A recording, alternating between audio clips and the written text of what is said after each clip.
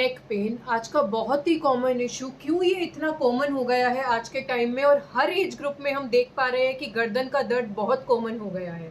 हम बिल्कुल छोटे बच्चों से बात कर ले तो उनकी जो पढ़ाई रहती है उसमें उनका पोस्चर रहता है किताब और यूं झुके हुए। अगर हम यूथ की बात कर ले तो वो लैपटॉप पर काम कर रहे हैं तो सारा दिन उनकी गर्दन झुकी हुई है। या फिर हम घर बैठी महिलाओं की भी बात कर ले तो उनका एंटरटेनमेंट का सोर्स क्या है? टीवी। टीवी जब वो देखती हैं तो भी उनकी गर्दन ऐसे आगे रहती है। ये सारे पोस्चर जो है इन्हें पिग पोस्चर कहते हैं और ये मुख्य कारण है आपके नेक पेन का। नमस्कार दोस्तों, मैं डॉक्टर अंकिता कालरा। जैसे कि आपको आज का मैंने विषय बताया नेक पेन, तो आज हम जानते हैं कि समस्या हुई है तो हुई क्यों है और उसका समाधान क्या है। उससे पहले प्लीज आप इस चैनल को सब्सक्राइब कीजिए, क्योंकि इस चैनल का उद्देश्य बिल्कुल सिंपल सा है कि हर पेशेंट को पता हो उसकी बीमारी हुई है तो हुई ही क्यों है, और अगर हो गई है तो उसका ट्रीटमेंट प्रोटोकॉल क्या है, उसका इलाज, उसका सॉल्यूशन क्या है। अब हम बात कर लेते हैं कारणों की कि ये नेक पेन हो रहा है तो हो क्यों रहा है। सबसे पहला तो जैसे मैंने आपको बताया, लाइफस्टाइल एक बहुत बड़ा कोज है। लाइफस्टाइल क्यों कोज है? क्योंकि आप देखेंगे तो आपकी नेक की मूवमेंट जो है वो बहुत ही कम हो गई है या बहुत ही रेस्ट्रिक्टेड हो गई है, जिसकी वजह से आपकी नेक का पोस्चर ऑलमोस्ट टाइम पे सेम रहने लग गया है। उसकी वजह से आपकी नेक में जो है स्टिफनेस होने लग गई है। या फिर बात कर लेते हैं एज रिलेटेड चेंजेस जो आ रहे हैं, सर्वाइकल स्पॉन्डिलाइसिस जिसे बोलते हैं, जहाँ पे आपकी डिस्क जो है वो डिहाइड्रेटेड हो रही है और साथ ही साथ में श्रिंक हो रही है, उनका स्पेस जो है वो कम होता जा रहा है, जिसकी वजह से भी आपको स्टिफनेस आ रही है।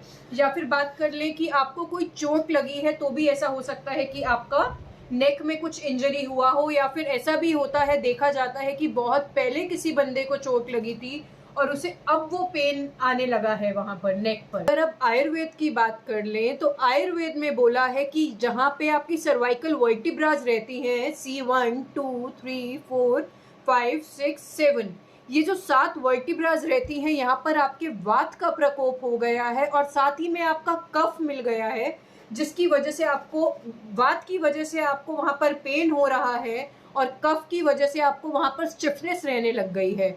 या फिर दूसरे कारण की बात कर ले तो दूसरा कारण आपका क्या है कि आपकी बॉडी में टॉक्सिन बहुत ज्यादा बढ़ गए हैं। आप ऐसा खाना खा रहे हैं जिसकी वजह से, मैं हमेशा बताती हूँ कि आम की उत्पत्ति आपकी बॉडी में हो गई है, तो वो आम कर क्या रहा है, आपके बॉडी में अम्लीय पदार्थ को बढ़ा रहा है और आपके पीएच लेवल को कम कर रहा है। जब ये पीएच लेवल कम होगा, मतलब कि एसिडिक की तरफ जाएगा, तो क्या होगा, ये जो आपकी बोन है ये गलना स्टार्ट हो जाएगी, जिसकी वजह से आपको ये सर्वाइकल पेन का इश्यू आने लग जाता है।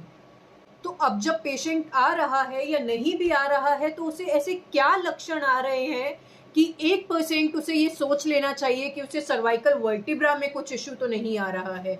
तो क्या है कि आपको नेक एरिया में एक अजीब सा डिस्कम्फर्ट रहने लगेगा, एक अजीब सी टेंशन आपको फील होगी कि आप चाह भी नहीं रहे हैं फिर भी आपके हाथ वहां जा रहे हैं और आप इस तरीके अपनी गर्दन को मसल रहे हैं और आपको राहत मिल रही है।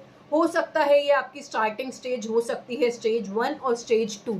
साथ ही में क्या हो सकता है कि अगर हम आगे स्टेजेस पर बात कर ले तो पेशेंट को चक्कर आना बहुत कॉमनली स्टार्ट हो जाता है, या फिर गर्दन से दर्द आपका कंधों में होते हुए पूरे हाथ में जाता है और साथ ही में हाथ में आपको झंझनाहट और साथ में नमनेस, टिंगलिंग सेंसेशन और नमनेस आपको फील होती है जब आपकी vertebra C5, C6, C7 effect होती है।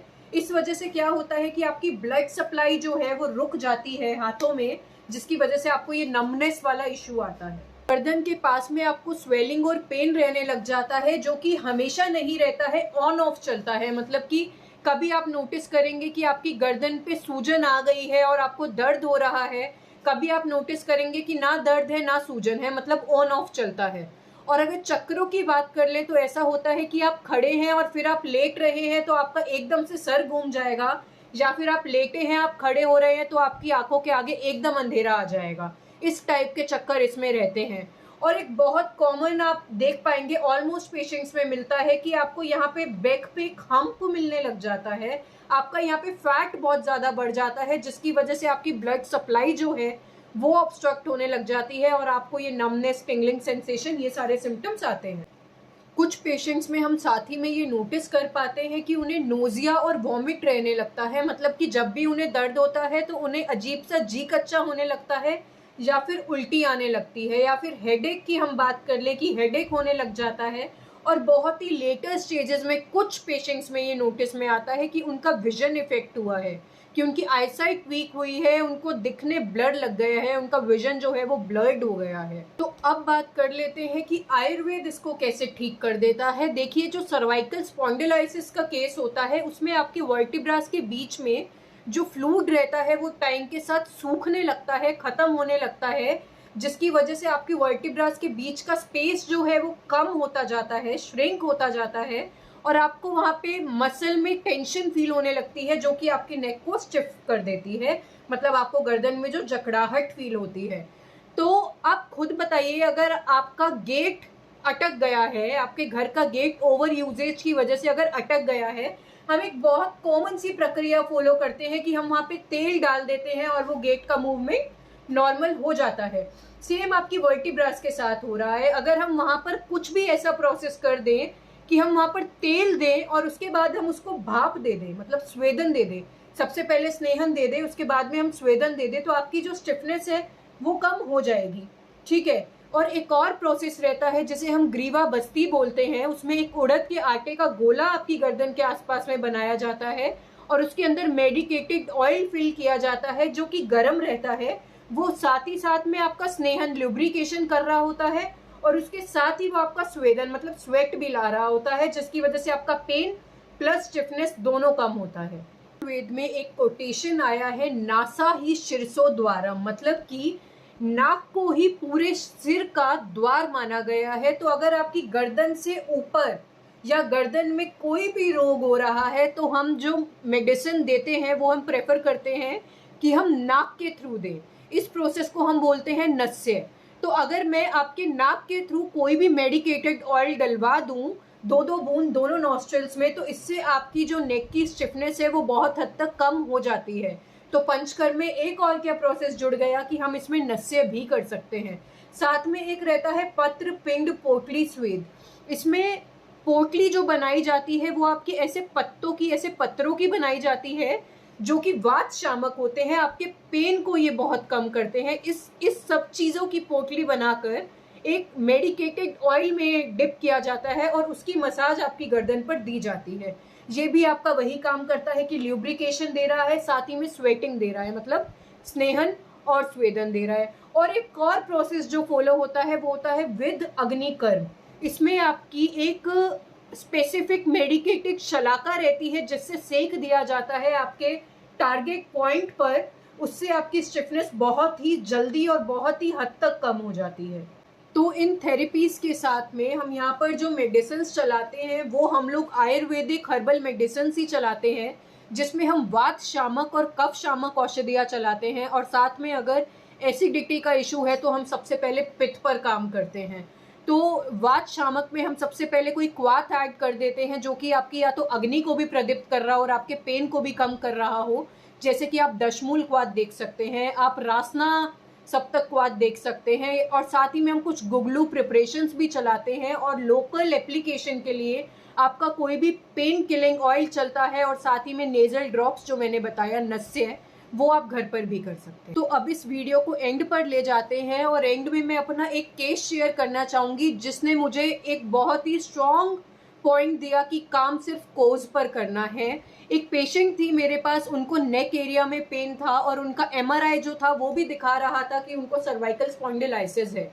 तो सारे डॉक्टर्स और इंक्लूडिंग मैंने भी 1-2 सिटिंग उनको नॉर्मली अपना सर्वाइकल पेन केयर लेकर ही दिया, पर उनको 1% भी फर्क नहीं हुआ, जिसकी वजह से मैं सोचने पर मजबूर हो गई कि और क्या कोज हो सकता है जिसकी वजह से इनको नेक में पेन हो रहा है। तो मैंने उनकी डिटेल्ड हिस्ट्री जब ली तो मुझे समझ आया कि उनका जो मील्स का टाइम है वो फिक्स नहीं है। मतलब उनका खाने का पैटर्न ऐसा है कि अगर उन्हें भूख लगी है और उनका मन है खाना बनाने का तो उन्होंने खा लिया, अदरवाइज उन्होंने मील को स्किप कर दिया या फिर एक बार में ही बहुत ज्यादा खा लिया। तो इस सब की वजह से उनकी बॉडी में आम की उत्पत्ति बहुत ज्यादा हो चुकी थी।